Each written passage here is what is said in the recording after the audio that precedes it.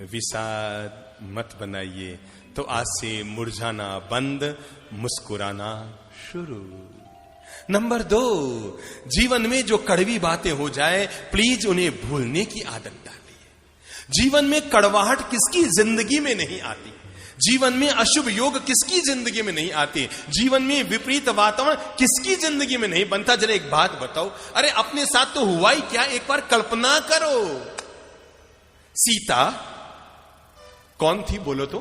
लक्ष्मी का अवतार। सीता कौन थी? रघुकुल की महारानी। सीता कौन थी? जनक नंदिनी।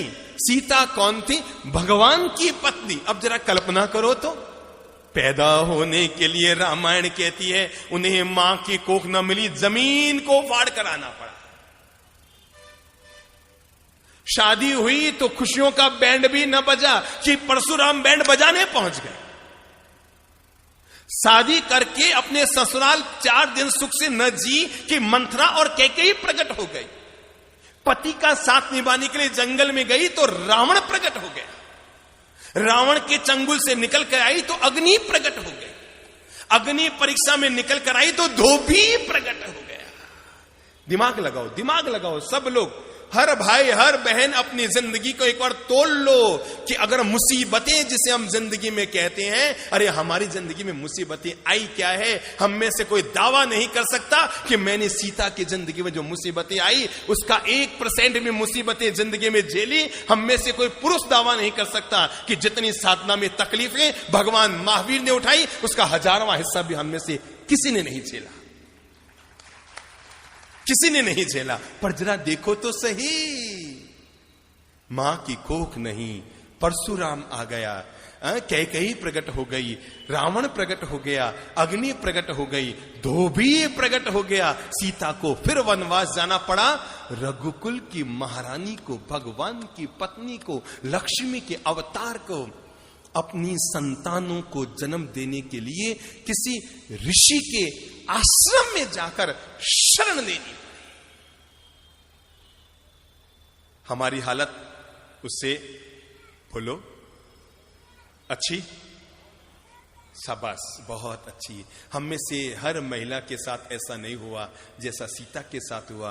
पर मैं आपको यह बताना चाहता हूं, इतना कुछ होने के बाद भी सीता के मन में शांति थी, चेहरे पर मुस्कान थी और अंतर मन में औरों के प्रति पवित्र भावना थी। मैंने इसलिए कहा, जीवन में बुरा वक्त तो कभी भी किसी के साथ जीवन में आ सकता है, लेकिन बुरा वक्त आने के बाद भी जब वो वक्त बीत गया, हो गया सो हो गया, जो बीत गई सो बात गई, तकदीर का शिकवा कौन करे, जो तीर कमा से निकल गया उस तीर का पीछा कौन करे।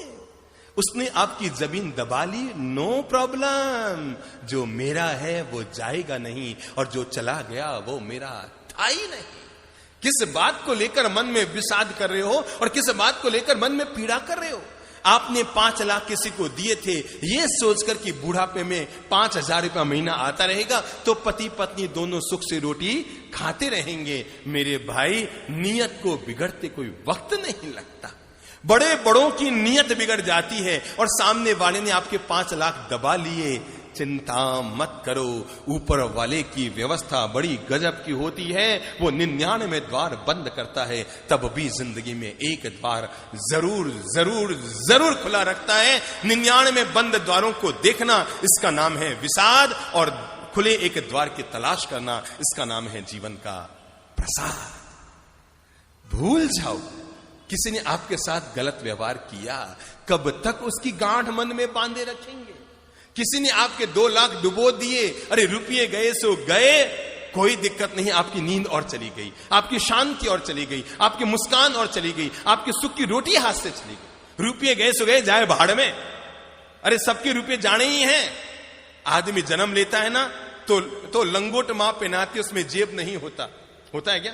और आदमी मरता है ना तो घर वाले कफन उड़ाते हैं, कफन में जेब नहीं होता। पर आदमी कितना मूर्ख होता है, जन्मने पर लंगोट में जेब नहीं, मरने पर कफन में जेब नहीं, और जिंदगी भर जेब जेब जेब जेब भरने में ही लगा रह जाता है। सबको छोड़ना है, सबको जाना है, छूट गया सो छूट गया, चला गया सो चला गया। जीवन का मंत्र याद रखो, जो मेरा है वो जाएगा नहीं, और जो चला गया वो मेरा था ही नहीं।